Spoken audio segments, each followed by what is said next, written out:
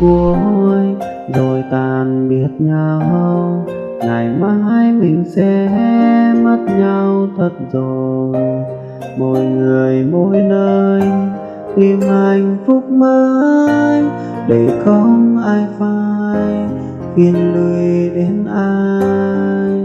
Dù cho ngày mai nỗi đau còn dài và yêu thương ấy sẽ không tồn tại, ai cũng sẽ phải hướng đến tương lai để kiếm cho mình một người thế vai. Nếu như ngày xưa chúng ta không vội vàng yêu nhau đến rồi bây giờ lìa tan, thì chẳng có lẽ sẽ không đau khổ.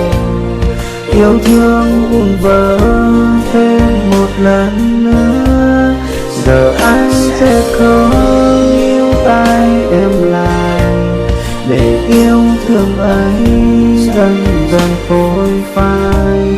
Chúc em ngày mai hạnh phúc bên anh, đừng giống như anh với em hiền phai.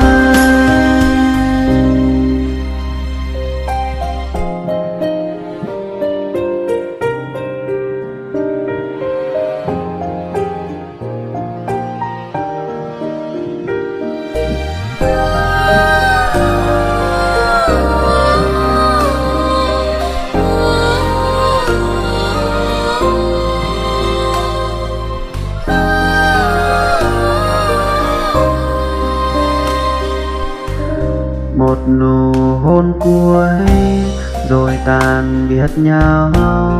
Ngày mai mình sẽ mất nhau thật rồi, mỗi người mỗi nơi tìm hạnh phúc mới, để không ai phải phiền lụy đến ai. Dù cho ngày mai nỗi đau còn dài và yêu thương ấy sẽ không tồn tại, ai cũng sẽ phải hướng đến tương lai để kiếm cho mình một người thế vai. Nếu như ngày xưa chúng ta không vội vàng yêu nhau để rồi bây giờ lìa tan, thì chẳng có lẽ sẽ không đau khổ. Yêu thương vụn vỡ thêm một lần nữa, giờ anh sẽ không níu tay em lại, để yêu thương ấy dần dần phôi phai. Chúc em ngày mai hạnh phúc bên anh, đừng giống như anh với em hiền phai. Nếu như ngày xưa chúng ta không vội vàng yêu nhau để rồi bây giờ lìa tan, thì chẳng có lẽ sẽ không đau khổ.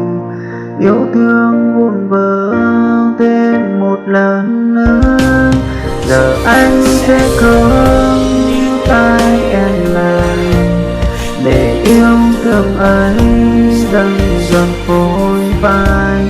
Chúc em ngày mai hạnh phúc bên anh, đừng giống như anh với em hiện tại,